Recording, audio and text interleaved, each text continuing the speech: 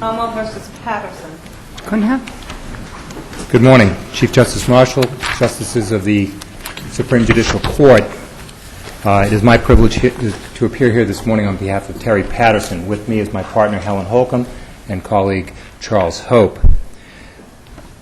This case presents the Court with a fundamental question as to what is reliable evidence and when will evidence be admitted in which it is not determined to be reliable. I suggest we can agree that fingerprint evidence is reliable, can we not?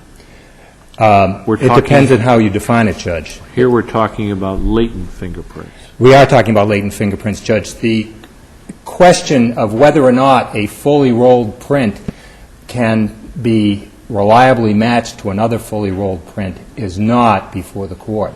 There was no evidence on that. The only possible evidence, yes, we're talking about latent fingerprints, and that's absolutely correct, Judge. And the science of latent fingerprint analysis, if that's the right word, is accepted in practically every state in the United States, I think every state, all of Europe, been around for 100 years.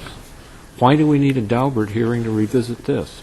Because the defendant in this case presented overwhelming evidence to the Superior Court that, in fact, the suppositions, the notions that fingerprint evidence, latent fingerprint examination was reliable was, in fact, not so. And in the Canavan case, although the Court said that absent, evidence to the contrary, there will be perhaps a sense that there will be an if there is an acceptance in the scientific community, then you don't need a hearing. I suggest that there is not such an acceptance in any valid scientific community, and two, in this case, the evidence that was presented to the Superior Court was, in fact, overwhelming, that there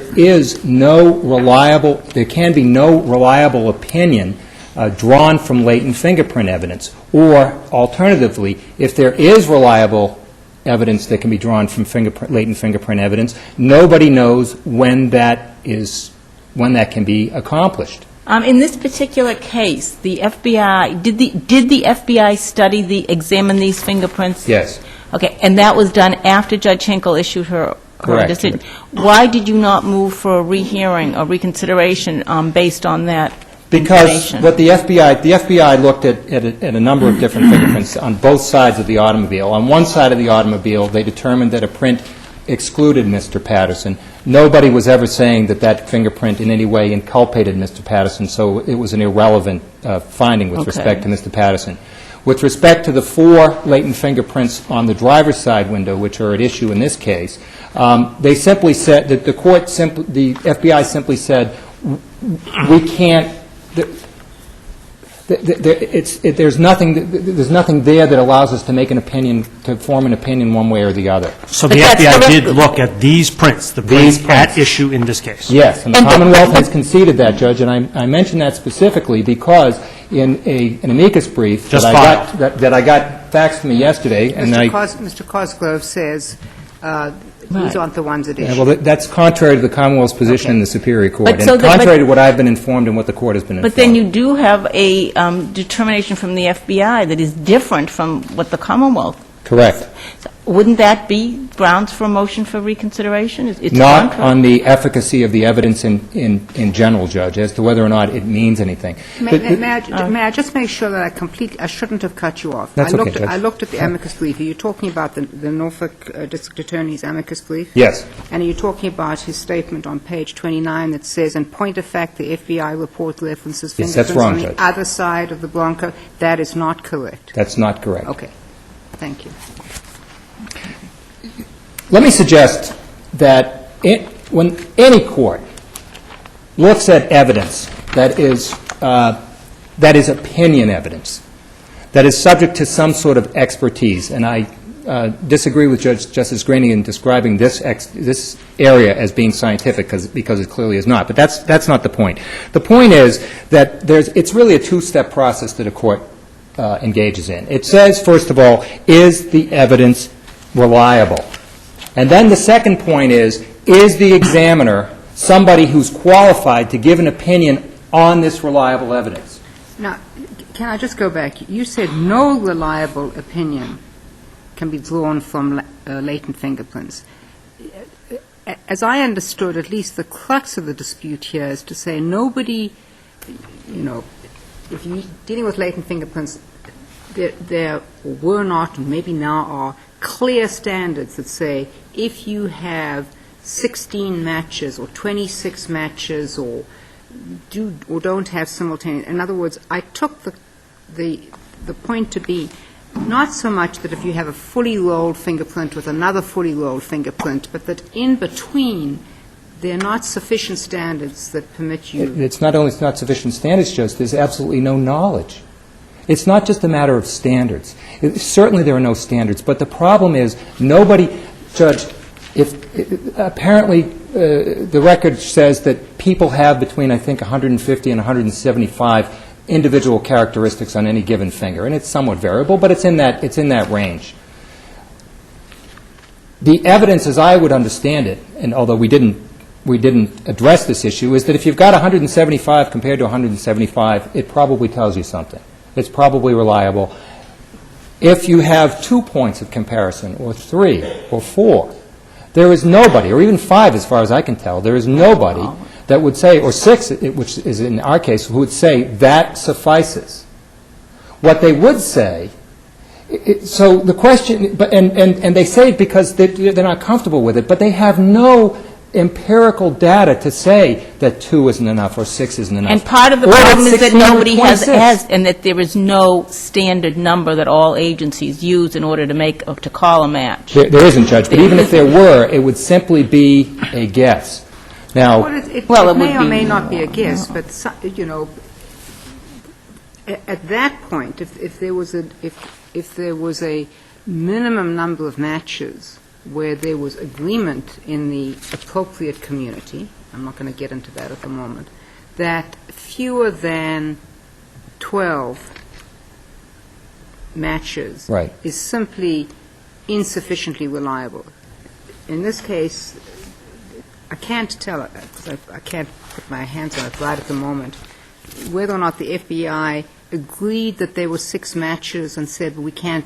We don't know the answer to that, Your Honor. We don't know that, but presumably we could discover that. We're trying to discover that. One could say, yes. Here are 2 trained examiners, so I'm not talking about their qualifications, and one of them, and they both agree that there are 6 matches, and one of them says, that's not sufficient for me to conclude to a reasonable degree of certainty that that matches this individual.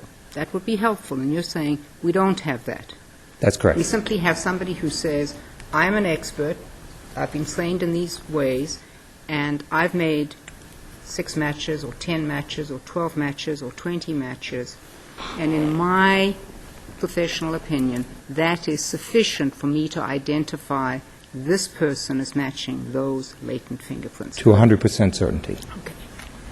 Yes, Judge. I have a question about something that you say in your brief. You said that 2 prints taken from the same finger at different times will have dissimilarities because of differences in pressure or presence or absence of dust. That's well recognized. Now, are these dissimilarities in the friction ridge arrangements? Yes, Judge. In fact, for instance, if you use powder, sometimes because the powder if it can cloy at a certain point, it can make a ridge break look like it's a continuous ridge. I mean, there are what they call artifacts that result simply from the physical process of reducing a 3-dimensional finger to a 2-dimensional So then you're saying there are also defects in the way the test is applied, I mean, in how fingerprints are lifted. Right, and the way that plays out is that although there is this, much touted one dissimilarity rule, that if there's one dissimilarity, then there's an exclusion. What happens in practice is some people explain it away. They say it's just it's just one of these artifacts. And again, there's no research that would allow anybody to make that determination. But if you look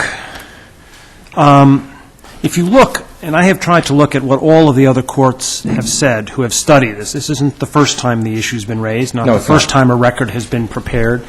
And surely judges and judicial panels have struggled over this mightily in the last 6 or 7 years. And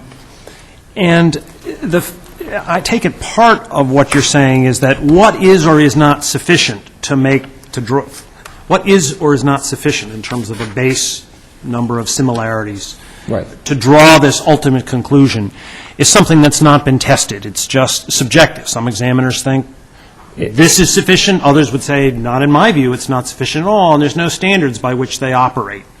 Nor any knowledge database by which they could make that, on which they could base such a determination. And many courts have said, well, that kind of thing could be tested, scientifically tested. Absolutely. It could be, and it's not. But that's not the end of the inquiry. It doesn't mean it's not reliable for purposes of being admitted into evidence and being subject to cross-examination, just because it hasn't gone through this certain scientific method, that there are other ways of establishing reliability that are permitted. And in this record, Judge, nor in the record of any other court, can I point to anything, nor has the Commonwealth pointed to anything in either their brief nor either of the two amici briefs, have they pointed to anything other than the fact it's been used for 100 years and don't take it away from us, that's their argument. There are no indicia of reliability other than the fact that it is a very persuasive kind of evidence that helps to clearly.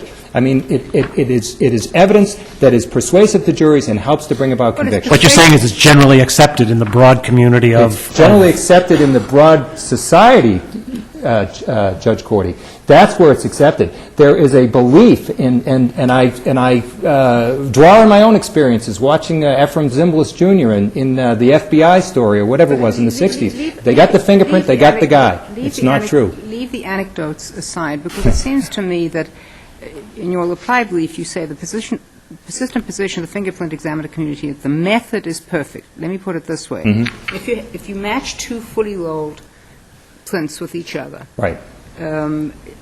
I heard, I'm not asking you to concede, but I think there would be overwhelming evidence. It may not be a perfect match because we haven't got the fingerprint evidence of every single person living on the planet, but we certainly let DNA evidence all of the time where you're talking up in the stratosphere what the probability is. And so maybe I'm being very simplistic, but it seems to me that your real complaint is when somebody comes in saying, I have 6 matches, there are 2 ways that you could challenge that with another expert. One way to challenge it is from another expert to say those are not matches. That appears not to be the dispute. Well, the actual evidence here was not subject to the hearing. So, no, but as a general matter, that doesn't appear to be the thrust of the problem. What appears to be the thrust of the problem is this expert gets up and says, on the basis of 6 matches, these 6 matches, because they're not smudged or something else, I conclude that this is a match. Yes, Your Honor.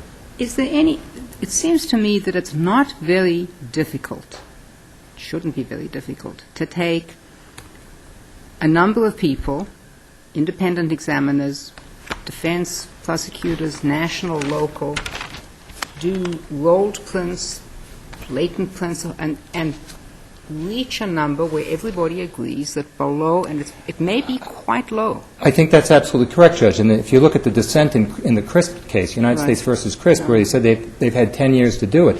Now they've had 12 years to do it. And in fact, as we point out in our brief, the National Institute of Justice, at the time of the Mitchell hearing, put out a proposal for a $500,000 study on precisely that question.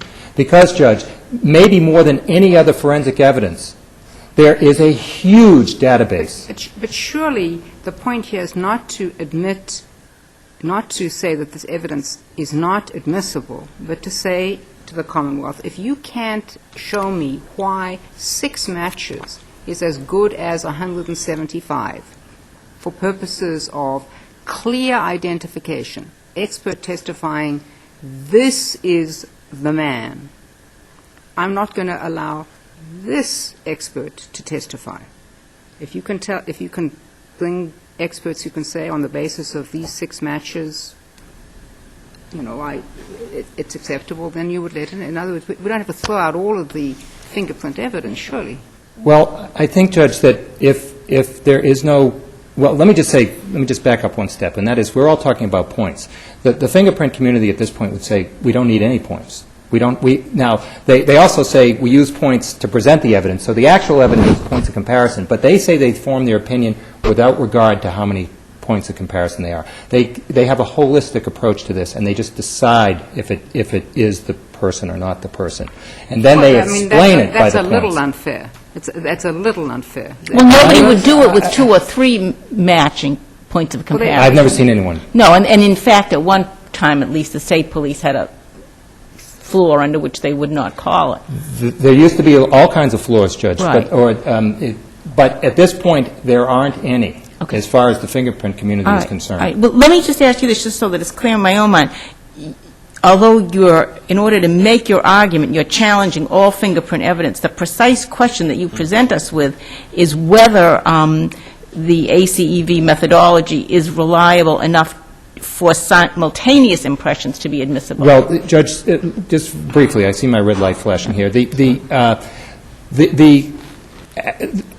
the thrust of the challenge, as understood by all parties and the Superior Court, was the reliability of latent fingerprint evidence per se. And in fact, that is. Well, you don't write that. No, if I could, Your Honor, I'm sorry, I don't mean to interrupt. But what happened is when Justice Hinkle issued her opinion, we saw that one aspect of it, which applies to this case, was simultaneity, hadn't been addressed, and so we asked the judge to address that. She did. Similarly, when she first framed the question, she left out simultaneity because, in fact, everybody had assumed that was not the central thrust of this, but it is important to my client and to my case. And so then when we asked that the question be reframed, it was reframed in this way. It was not until afterwards that I recognized, and I don't think anybody recognized, that it seemed to be presenting a very narrow issue to this Court. And if you look at the briefs of both parties, you'll see that they're not directed to this narrow question, although, as read, I understand exactly what Your Honor is saying. I know your time is up, but related to that question is exactly that. The amicus brief that came in yesterday says you devote a total of 6 sentences to, and I'm not faulting you for this, to the simultaneous impressions situation, which is very important to this case if we accept her decision that the latent fingerprint methodology is reliable. And the reason I'm sorry, Judge. Well, my lead-in my question is this: should this be remanded back? I mean, she wrote. You asked for reconsideration. She says, "Oh, okay, this is in the case," in so many words, and then she writes a paragraph or 2 that she accepts. Was it Agent Mahar's, somebody's testimony that this is okay because it's just latent on a broader scale? The burden obviously was on the Commonwealth to show that the simultaneous impressions were, neither of which any of their experts have said any of the individual fingers shows individuality. But you get a match by adding them up. By adding them up. Or considering them as a whole, however you denominate that.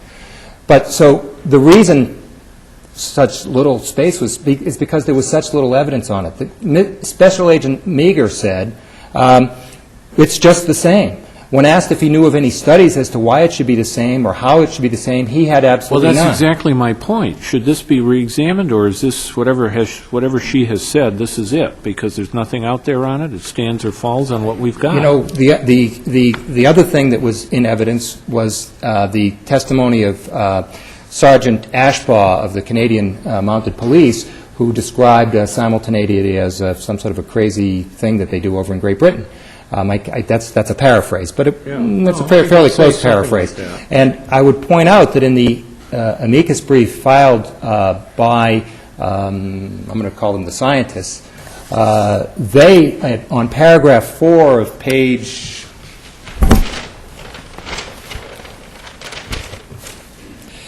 I'm not finding it quickly, but it's paragraph 4. They state that, in fact, when you try to do this adding up, and now, by the way, the government's not trying to add up the last finger on which it's page 13.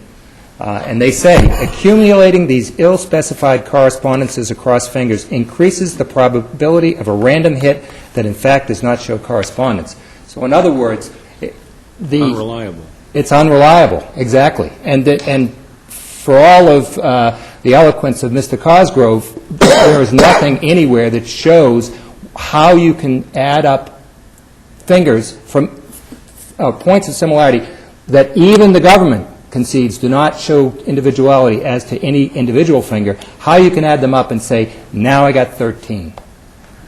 So to remand a judge... Can't do anything more than the record is the record, so there's no sense in sending it back. And frankly, Judge, I suggest that it just hasn't been shown in any way whatsoever that this is a methodology or a process that can be relied upon in any way whatsoever. And in fact, the whole process, instead of saying we've shown that it's reliable and we've got an examiner who can interpret it, they're saying we've got an examiner who knows what he's doing, so therefore the evidence is reliable. This whole field puts the cart before the horse.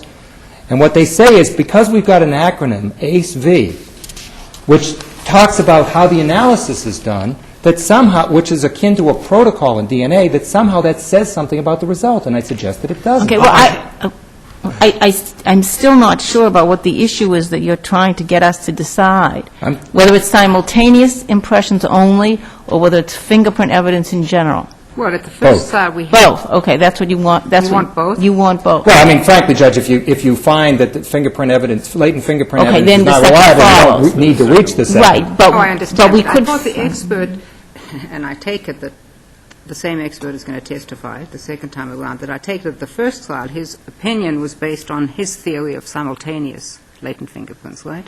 I don't know if that he articulated it that way, but on cross-examination, he said that 8 points is enough in this state.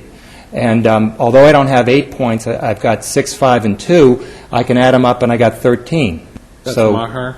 No, that's Sergeant Foiled. I take it that Maher is the same person, Stephen Maher is the same person as Stephen Meager, who testified in the Seventh Circuit, referred to in the Havard. Yes, he refers to, I understand the name to be Maher, but he refers to himself as Meager. It just depends whether he's got an H or not, because in Judge, here we... It's the same person, in my understanding, as Judge, yes. Okay. Thanks. Thank you, Mr. Quinn. Ms. Padalano? Good morning, Your Honors. Donna Padalano on behalf of the Commonwealth. If I could start with two things. Mr. Meyer, the chief of our homicide unit, and the trial prosecutor in this case could not be here today because he had to go to a funeral, and I know he very much wanted to be here before the court for this important issue. The second thing that I would like to clarify is from the Norfolk County DA's amicus brief. The two things that he's talking about, the FBI report from February 17th, from the Commonwealth's discovery notice 10, Roman numeral 10 and Roman numeral 11, it references two reports. One is the FBI report of February 17th, which said that the latent fingerprints recovered from the passenger side window were not a match to Mr. Patterson. The second report that the Commonwealth's discovery notice refers to is to Ron Smith and Associates report, which does say that the 4 fingerprint latent impressions recovered from the driver's side window are, in the aggregate, a match to Mr. Patterson. So it's not talking about 2 FBI reports. It's talking about 2 separate reports. And that last one is the simultaneous impression analysis. Absolutely. I mean, I don't wish to put Mr. Cosgrove on the spot because he's a very Sure, and that's why I want to be sure, because he can't speak. He talks about the FBI report. He references fingerprints on the other side of the Bronco, and I thought I had it with me, but I don't, that the FBI report, not the Smith report, Right. references fingerprints from both sides of the car. No. The FBI Okay. report and the Commonwealth's discovery, which is in the Superior Court file, but I will provide it to the court. It's in the record because I found it.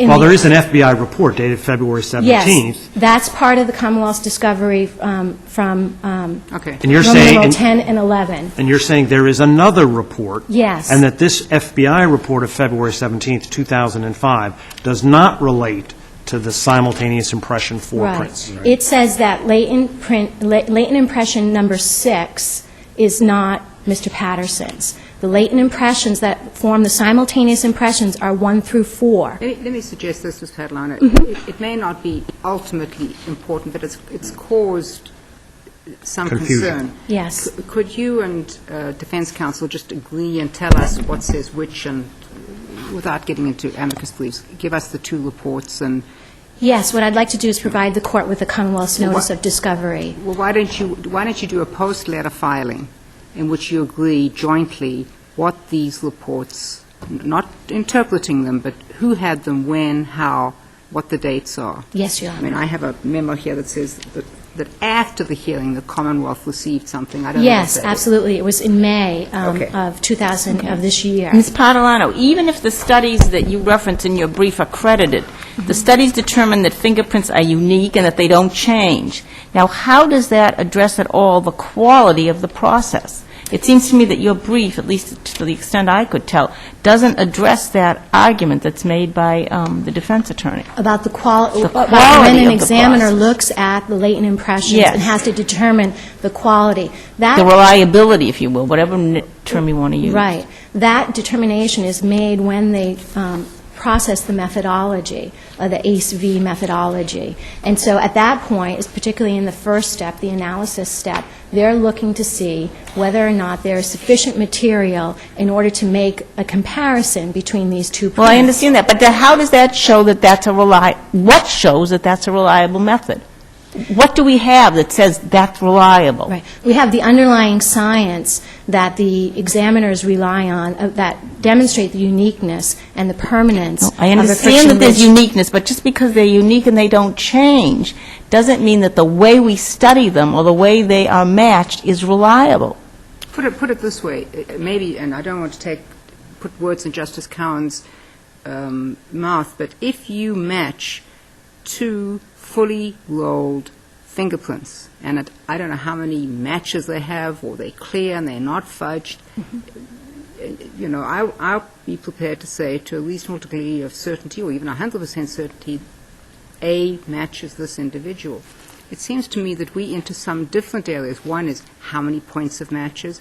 Judge Hinkle's opinion says, and in fact, I think the claim is that it's not just matches, it's looking at other kinds of things. Absolutely. The difficulty with cross-examining that is that where are the standards that say if you have fewer than 100 points that are matching, it's not reliable. If you've got over 100, it is. Or if you have fewer than 12, it's not reliable. If it's over 12, I mean, what are the standards by which I can cross-examine? In other words, with this expert, I can cross-examine him on his qualifications. I can practically stipulate to his qualifications. He's looked at 10 billion fingerprints. But how do I know whether, when he looks at these and he says, I'm able to have the 5, 3, 2, and I can add them up, and that's okay to give me a sense that these are matches, how do I cross-examine that? Well, I think in some aspect that we're conflating the two issues of reliability and sufficiency.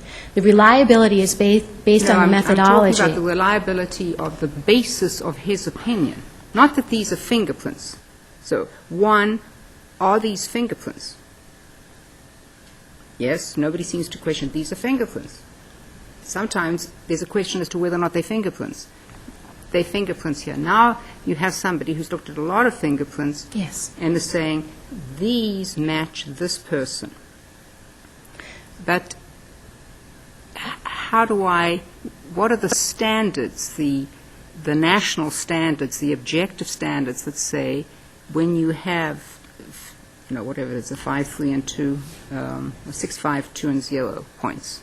Don't talk about points. I think how much similarity is enough? Is that what we're wondering? And that's what we're asking. And are there tests that prove that a certain level of similarity is enough?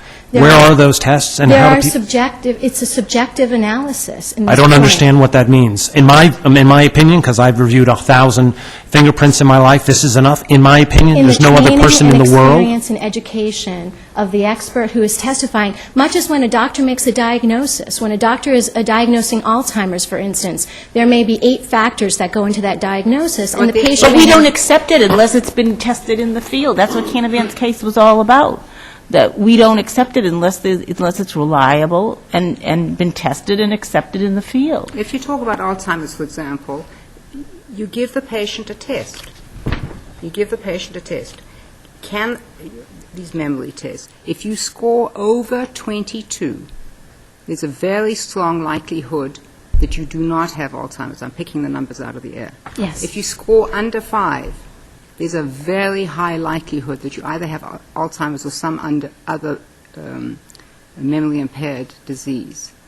And then in between, you may or you may not have. So if an expert gets on the stand and says, you scored 15 points, I cross-examine by saying, now 15 is a judgment call, correct? And you're taking into account other factors here. And I've got a basis to cross-examine because the community, the scientific community, has developed these tests and has tried to set standards. And nowhere do I see the standards here, other than saying just based on my dealings with lots of people with dementia, my thought is that he has Alzheimer's. Well, I don't want to cut... Right? Well, go ahead, then I'll... The standards are really through the lens that they use, the 3 levels of examination. So the first would be what they see with the naked eye. The second would be the infamous Galton points that have been referred to. And the third would be the microscopic level, the ridge detail that Judge Hinkle so nicely explained in her findings below. And it's through all those 3 levels that, again, there's an aggregate But we have no information. standards overall. We have nobody who's ever tested who says you need 1 point of comparison to match. You need 20 points. We have nothing to gauge this against. No, but again, I think that goes to the weight of the evidence and not the Yeah, admissibility in that of the respect, evidence. it is like medical testimony where they describe what they did, the doctor describes what he did, tests he ran and all that, and then he says to a probability.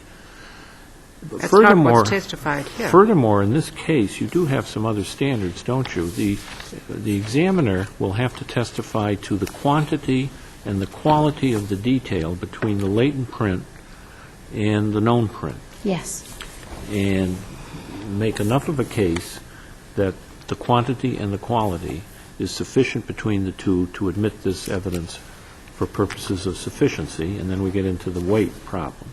Secondly, you have, do you not, the one discrepancy rule? Yes. Which, if there is one discrepancy that can be pointed out between the two things, the latent and the known, it's excluded Yes. by all examiners. Yes. So Well, it's one really- unexplained discrepancy. one In fact, unexplained there are lots of discrepancies. But it's subjective as to whether it's explained or unexplained. Absolutely, and there are factors that go into that analysis of the one discrepancy rule. But I think this brings us back to the whole point, if I could, of Daubert.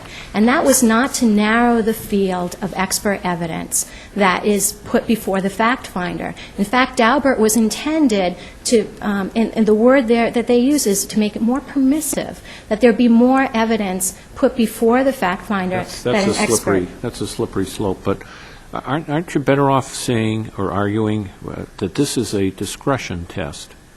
Abuse of discretion? Yes, absolutely. And the judge here exercised her discretion. She did. And she methodically went through each of the Daubert factors, general acceptance, testing, peer review, possible error rates, existence of standards, made findings on each one of them, accepted the testimony of the experts that she believed, discredited the others. Isn't that the end of the ballgame, at least for the latent analogy? The Commonwealth certainly believes that is the end of the ballgame. And certainly anything that that either party felt that she didn't address in depth enough, she went back and addressed it again. So that's certainly, clear on the record that there is no abuse of discretion Can you make here. the quantum leap for that to this sense impression analysis? Ms. Patalano, let me ask you this. Simultaneous impression. The simultaneous. Little sense bits and impression. pieces of fingers. Yes, where exactly the same methodology is applied. There has to be a subjective determination, that's true. And the Commonwealth says there is a subjective determination to determine whether, in fact, there is a natural relationship between the prints, the latent impressions that have been recovered. And that's tested against a database somewhere? No, that is not tested. That's in the Exactly, experts. that's the This is a point. whole new That's thing. sort of made-up thing, Right, but isn't because it? the methodology and the science of the examination of those latent impressions, the totality of the latent impressions, is based on the reliable scientific knowledge that This is there- talking in circles, isn't there's it? Really, no- we're really talking in circles. We don't have the data that establishes that you can take a teeny bit here, a teeny bit there, and a teeny bit there, and say reliably, to any degree of certainty, that this is an identical match. But they use those teeny bits of information, or those large bits of information, whichever they have, and they review it with the same methodology, with the same scientific background that they would with a single latent impression. Ms. Patalano, But may I what's the ask you- database, what's the database on the uniqueness Of a tiny part of a finger. of tiny parts of a hand? Well, there is the 50-50 study that Judge Hinkle did credit in her findings, where they took 21% of one latent print, of a print, and they compared it to a database of 49,999 other prints.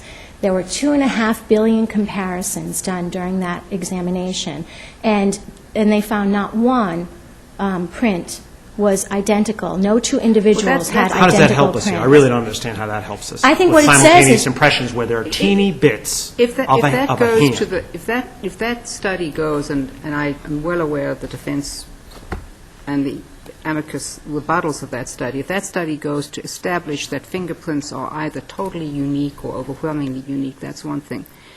Let me ask you this, and maybe it's in the record and I haven't perceived it. There are fingerprint experts who are qualified in a variety of ways, correct? Is part of the qualification, if you're going to rely on somebody's subjective experience, that there's an agreement by the appropriate community that one way to test whether or not somebody is qualified to be an expert is that you give her or him 50, 100, 5,000 fingerprint analyses to make, where the examiner knows what the correct answer is.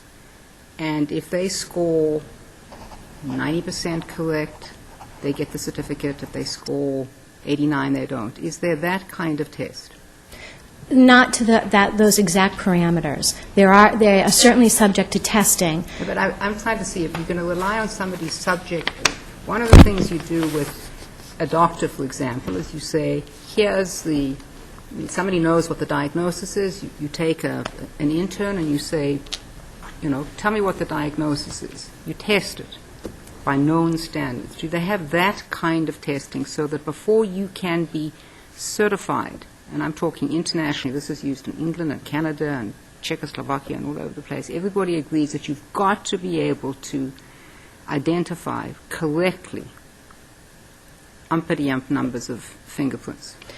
I'm not sure what the exact number is. I know that there is testing and that they have to make a certain percentage before they can be certified. And that was on the CLP, the Certified Latent Print Examiner's Is that in the record website. here? Is that in the record? I believe it might be in one of the amicus briefs, but I honestly, I'm not sure, Your Honor. On another point, you say that there have been no false positives, but how do you explain the brief of amicus and others on listing cases where defendants were wrongly convicted based on fingerprint evidence, and it was later proven by DNA? Right.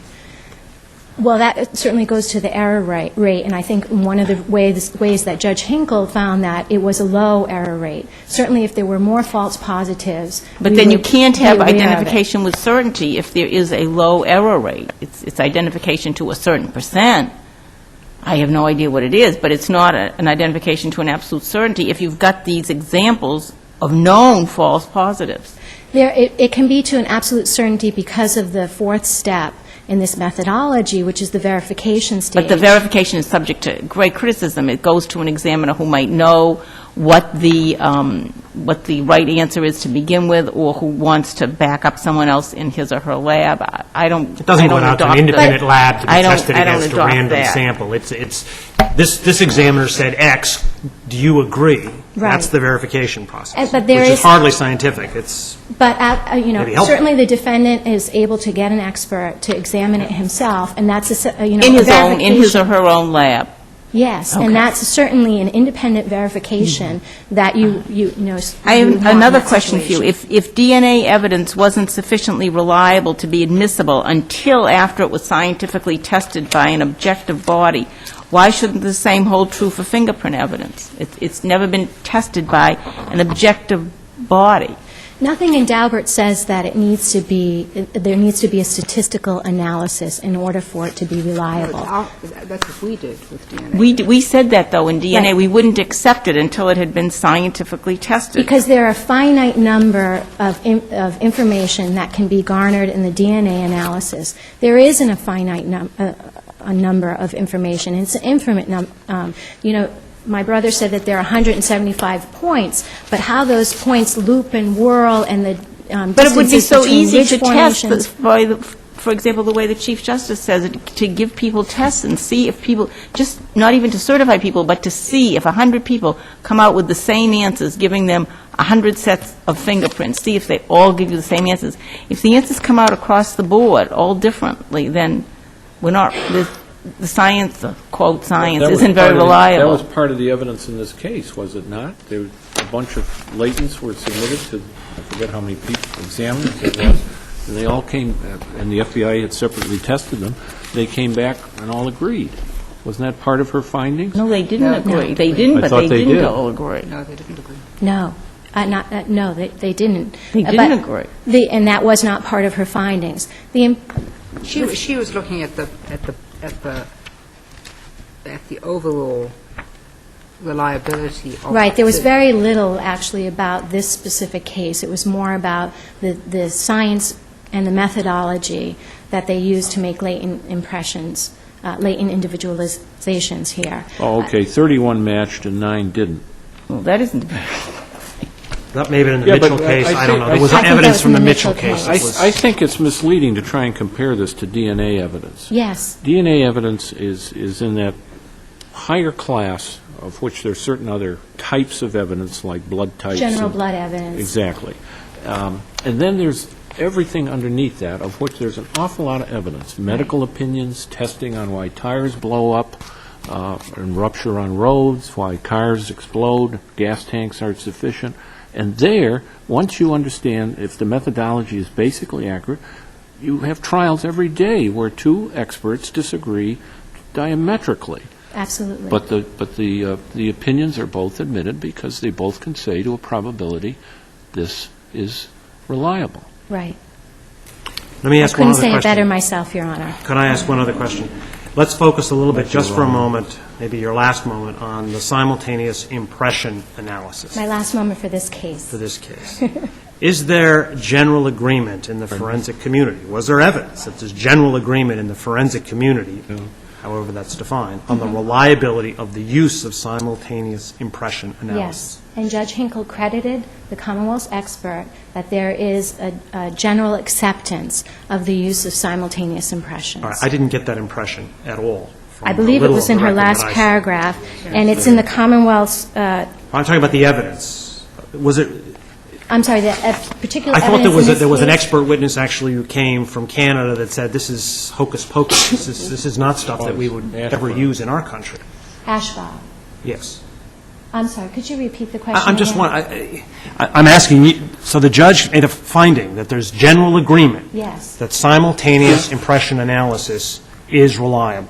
Yes, and that's on page she 15 of the she- Commonwealth's brief. It's on page 3 of her second thing, where she Yes. credits Agent Maha Omega's testimony Omega. that making an identification from simultaneous impressions involves the exact process involved in individualizing a single latent Right. print.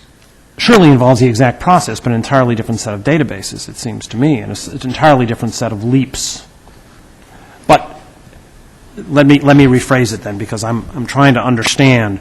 I certainly understand that the forensic community, at least as it's defined by the Commonwealth here, would be in absolute agreement that, latent fingerprint analysis is reliable.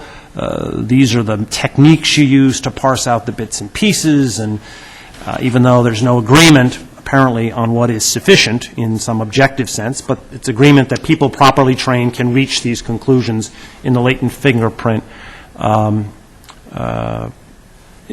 the latent fingerprints and comparing them. Is it the same with respect to simultaneous impressions? I have the impression that it is not, that this is not accepted everywhere at all. The testimony that she credited, and I'll read it right from her findings, is, according to Meager, the use of the ACE-B methodology to make individualization determinations from simultaneous impressions is generally accepted in the community of qualified fingerprint examiners. And does the FBI use this technique? Yes. They do.